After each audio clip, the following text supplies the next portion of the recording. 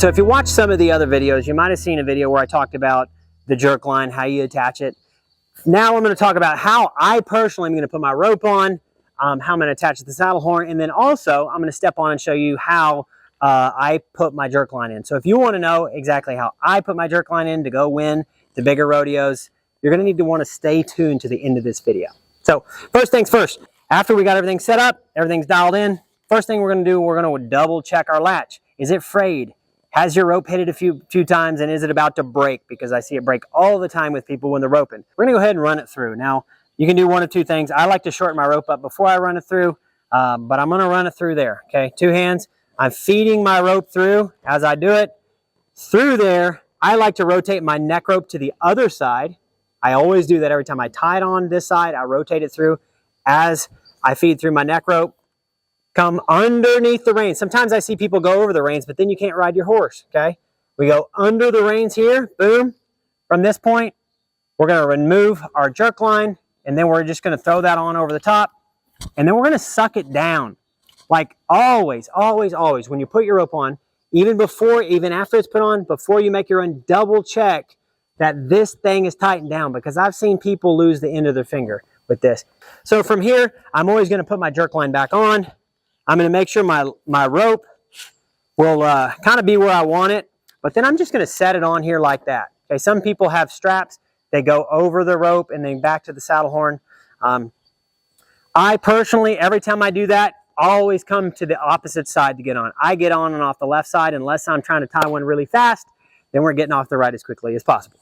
Okay, from there, I'm going to hop on, and hopefully old Black Label's going to let me do this. If we've been roping and we're not on a young horse or green horse, we kind of know our horse. Does he pull the jerk line? Is he sensitive? Does he just need a little bit, or does he need a lot, right?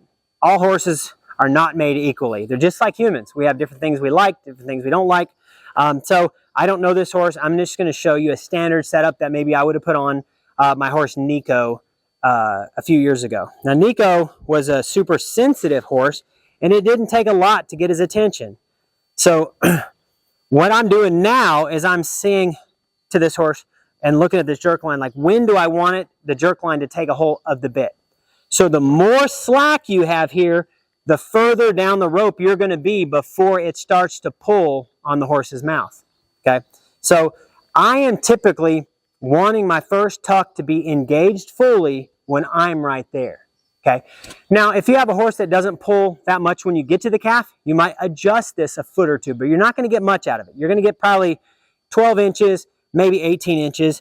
So I've seen some people, they leave it super loose like that.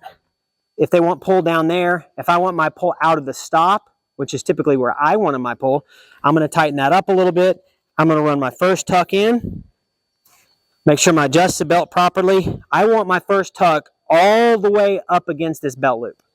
Okay, that typically causes more friction than it being behind the belt loop. Some people will put it in back here, less friction. If I want my horse in the ground and back out sharp, I want the friction of that belt loop as I get off. Okay, so I put 1 in.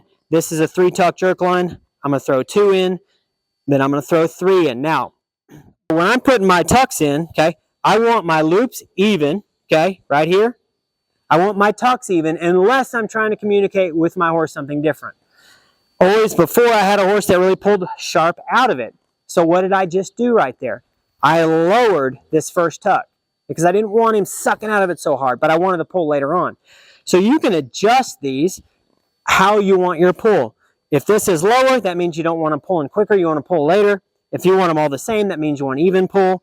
If you want them to pull not too much later, maybe the horse drags a little bit or something, you can pull off these last 2 tucks real low. That's something I would do with Nico. I'd give him more pull at the beginning, less pull at the end, because depending on how these tucks are in your belt and how tight your belt is how much pull off this horse's mouth you're going to get. Okay, imagine this. You're running to the calf. The horse feels the bit pulling in the horse's mouth. Now, we can adjust that with our hands, but we can't really adjust that with our belt. We need to know this before we make a run. Adjust your belt properly, adjust the loops properly, make sure everything's even, nice, tight. And the very last thing I'm going to tell you, and this is a secret, a lot of people don't know about this, is the length of your tail will dictate how high your jerk line flies as you're running to the calf. If your tail, for example, is really short, and you've seen it, you've seen the jerk lines. When they come off, they fly high and they wrap around the rope. If your tail is short, it's going to fly higher. Okay? If you have a longer tail and you leave it down here, it's going to come off and it's going to fly off lower. So think about that. And each jerk line is a little bit different. Okay? The more it weighs, the different it'll fly. But it's always been my general rule of thumb that the longer this tail is, the lower and flatter it will come out of your belt. And if you're having it fly up at your horse, wrapping around your rope, all that stuff, try leaving a foot to 2 foot of tail out behind, and that should help your problems.